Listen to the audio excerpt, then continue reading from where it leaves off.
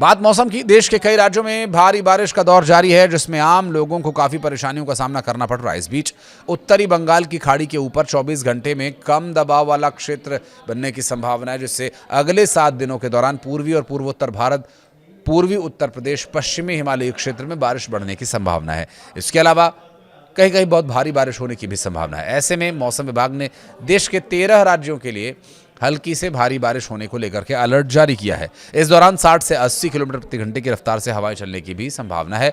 पश्चिमी मध्य प्रदेश में 15 से 20 जुलाई के दौरान, पूर्वी मध्य प्रदेश में और विदर्भ में 20 जुलाई तक बारिश होने के आसार हैं। छत्तीसगढ़ में भी 17 जुलाई तक बारिश होने का अनुमान है। पूर्वी और पश्चिमी मध्य प्रदेश में आंधी, तूफान, बिजली कड़कने, तेज हवाएं चलने, 60 किलोमीटर प्रति घंटे की रफ्तार से चलने का अनुमान है। अब बात करें देश के अन्य राज्यों की, तो आईएमडी के अनुसार उत्तर पश्चिम भारत के मैदानी इलाकों में, पश्चिम मध्य और दक्षिण प्रायद्वीपीय भारत में अगले 6 से 7 दिनों तक बारिश की गतिविधियां अपेक्षाकृत कम रहने की संभावना है। तो उमस और गर्मी आपको परेशान कर सकती है।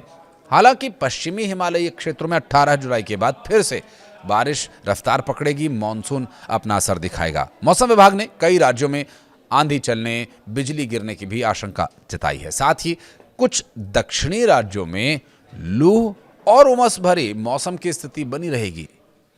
मौसम विभाग 15 जुलाई को ओडिशा के कई इलाकों में भारी बारिश के बारे में चेतावनी दे चुका है। वहीं बिहार, झारखंड, पश्चिम बंगाल, सिक्किम, असम, पूर्वी उत्तर प्रदेश में भी कई स्थानों पर भारी बारिश का अनुमान है। मौसम विभाग के अनुसार हिमाचल प्रदेश, उत्तराखंड, सिक्किम, मेघालय, मणिपुर में बारिश होने की संभावना है।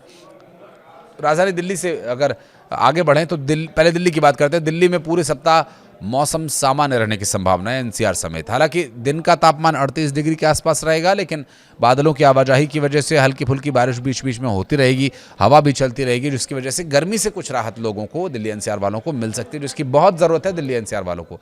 इतनी उमस, इतनी भीषण गर्मी के बीच शहरी क्षेत्रों में रहना बड़ा घुटन भरा हो जाता है।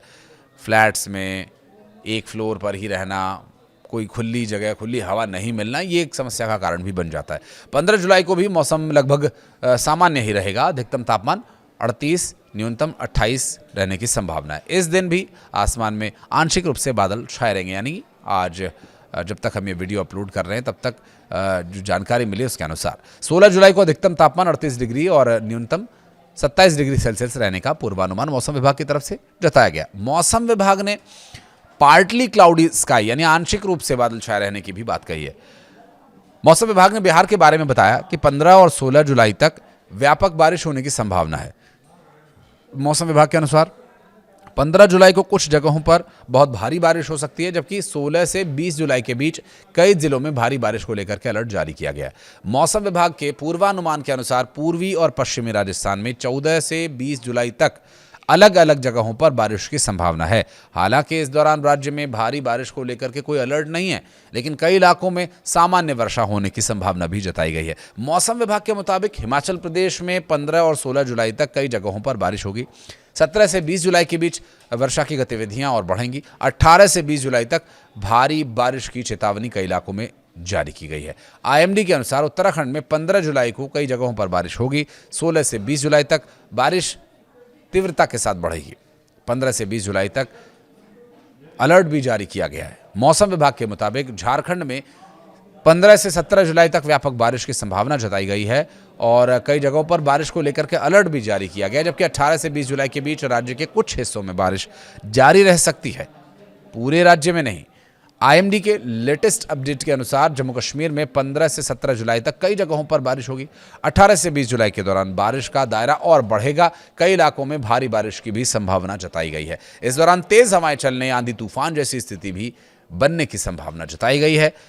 खास करके जो पिलग्रिम्स हैं, जो तीर्थयात्री हैं, उनके लिए वीडियो के अंत में एक एडवाइजरी से अलग अपने अनुभव के आधार पर मैं एक बात ज़रूर कहना चाहूँगा कि चारधाम यात्रा पर जितने भी यात्री जा रहे हैं, बारिश का फोरकास्ट का पूरा ब्यौरा लेकर के चलें, क्योंकि ये आपके लिए बहुत बड़ी चुनौती और जानलेवा भी बन सकता है। क्योंकि उत्तराखंड के पहाड़ों में बारिश की वजह से होने वाले भूस्खलन से कई तरह के हादसे होते रहे हैं और हो रहे हैं।